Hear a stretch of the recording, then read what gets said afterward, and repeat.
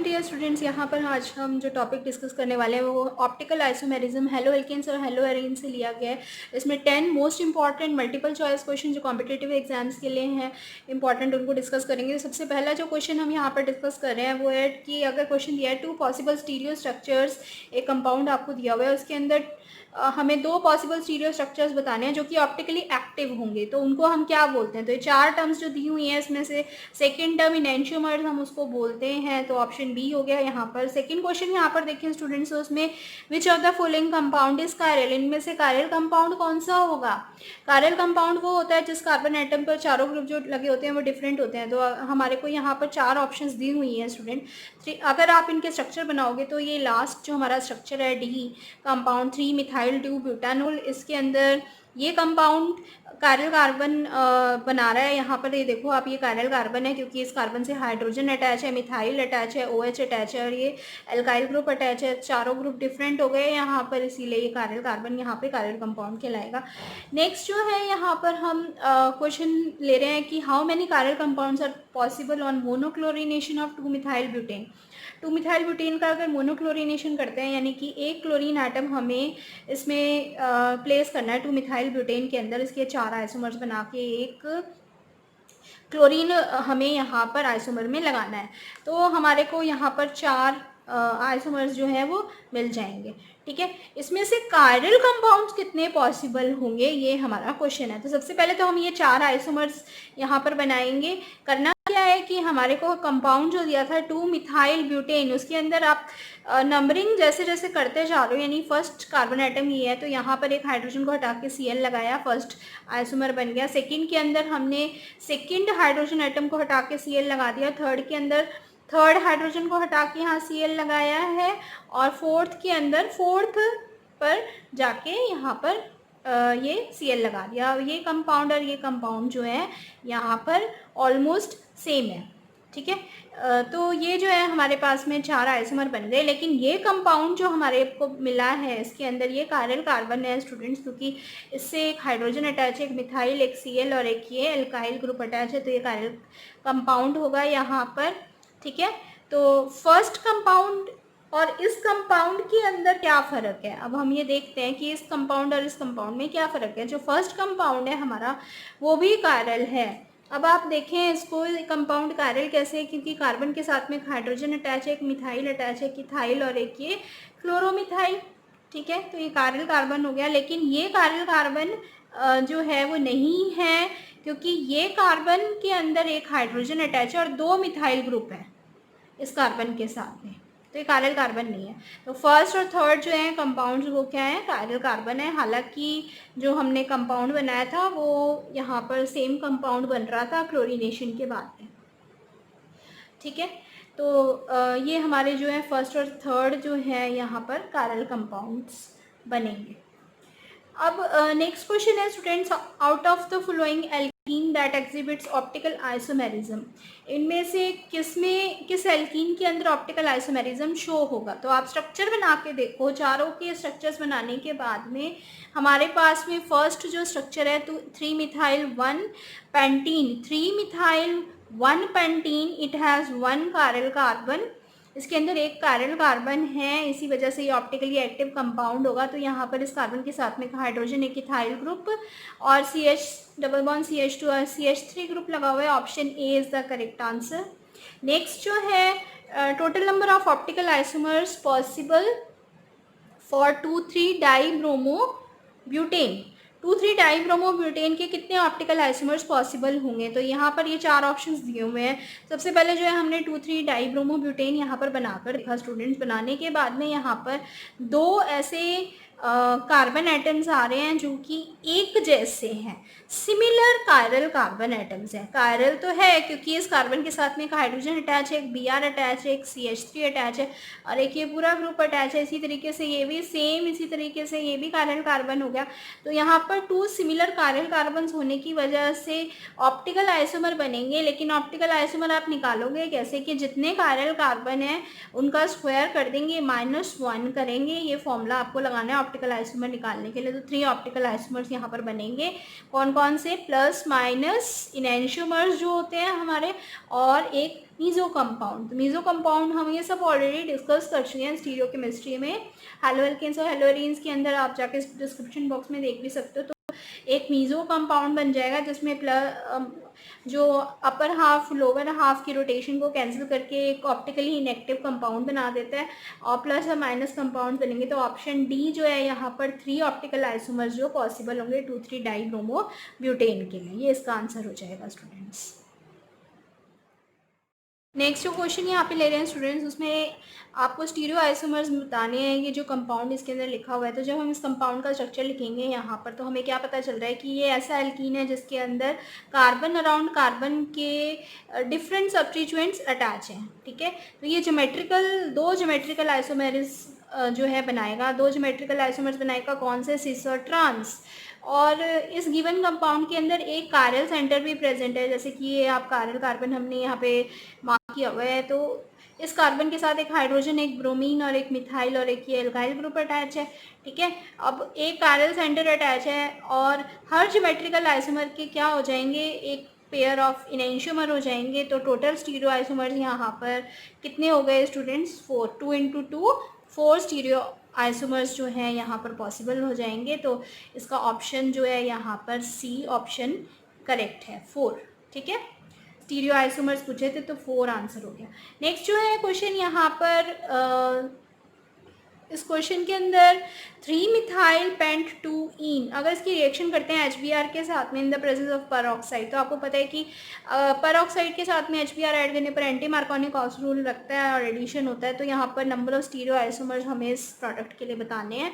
तो हमारे को ये कंपाउंड दिया हुआ है 3 मिथाइल पेंट 2 इसकी रिएक्शन करी हमने HBr के साथ में परऑक्साइड की प्रेजेंस में। तो क्या होगा, यहाँ पर कंपाउंड बना है ये ऐड करने के बाद में, और यहाँ पर 2 कायरल सेंटर जो है वो जनरेट हो गए हैं। लेकिन ये दोनों कायरल सेंटर, ध्यान से देखो आप, तो ये दोनों कायरल सेंटर जो हैं एक दूसरे से अलग हैं, यानी कि कायरल सेंटर एक जैसे नहीं है, इन पे जो ग्रुप अटैच है वो सेम नहीं है दोनों साइड।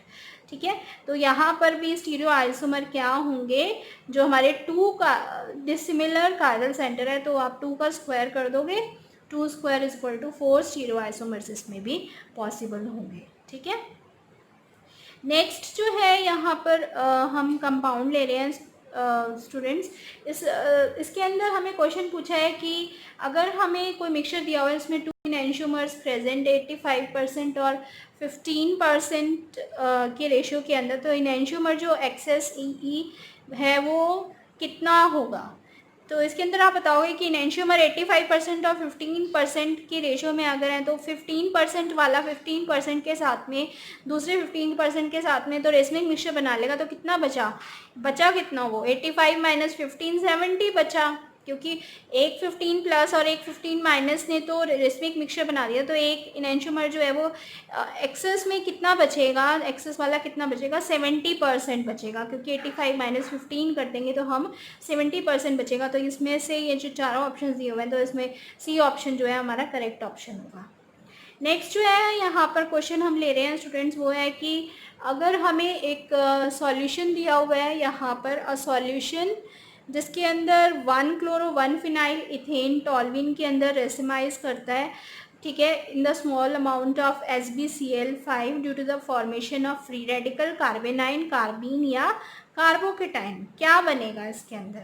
तो हम इसके अंदर ये बताएंगे कि 1 क्लोरो 1 फिनाइल इथेन जो है यहाँ पर ये हमने लिखा, इसको जब SbCl5 इसके अंदर ऐड करेंगे तो यहाँ पर कार्बोकेटाइन प्लेनर स्पीशीज जनरेट होता है, क्योंकि इसके अंदर अटैक जो है SbCl5 का वो किसी भी साइड से हो सकता है, अप और बॉटम फेस दोनों से ही इक्वल इजीली यहाँ पर अटैक हो सकता है। तो यहाँ पर रेसमिक मिक्सचर बन जाएगा दोनों इनेंशियोमर्स का, 1 क्लोरो 1 फिनाइल इथेन के दोनों इनेंशियोमर्स का रेसमाइजेशन मिक्सचर का हो जाएगा, क्योंकि 2 इनेंशियोमर्स इक्वल अमाउंट में यहाँ पे जनरेट होंगे, क्योंकि अप और डाउन यहाँ पर दोनों तरफ से अटैक जो है बराबर हो रहा है।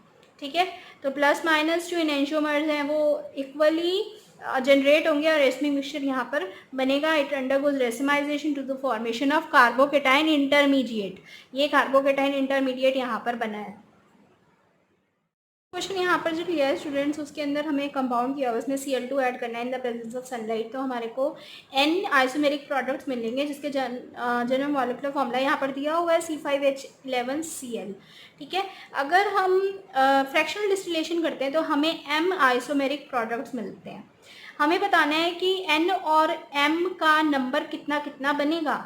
ठीक है, तो इस कंपाउंड के अंदर जब हमने Cl2 ऐड करा सनलाइट की प्रेजेंस में, तो हमारे को कंपाउंड कैसे कैसे मिलते चलेंगे। सबसे पहले बनाते चलो आप इसके अंदर कंपाउंड। जो कार्बन हमारे पास यहाँ पर कार्बन के साथ हाइड्रोजन, इसमें Cl ऐड करना है, तो दोनों ही मिथाइल ग्रुप सेम है। यहाँ पर इनकी जो कंडीशन है दोनों की सेम है। ठीक है, पोजीशन सेम है, तो यहाँ पर हमने Cl एक लगा दिया, मोनोक्लोरिनेशन कराते प्रोडक्ट बन गया पहला आइसोमर हमारा। दूसरे आइसोमर को बनाने के लिए हमने यहाँ पर Cl लगा दिया। ठीक है, हाइड्रोजन यहाँ पर भी तो प्रेजेंट है, तो उस हाइड्रोजन को हटाकर यहाँ पर Cl लगा दिया। थर्ड के अंदर हमने क्या करा है स्टूडेंट्स के, यहाँ पर 2 हाइड्रोजन प्रेजेंट है इस कार्बन के साथ में, तो एक हाइड्रोजन को रिप्लेस करके Cl लगा दिया। दोनों ही हाइड्रोजन सेम है, एक हाइड्रोजन कोई भी हटा सकते हो।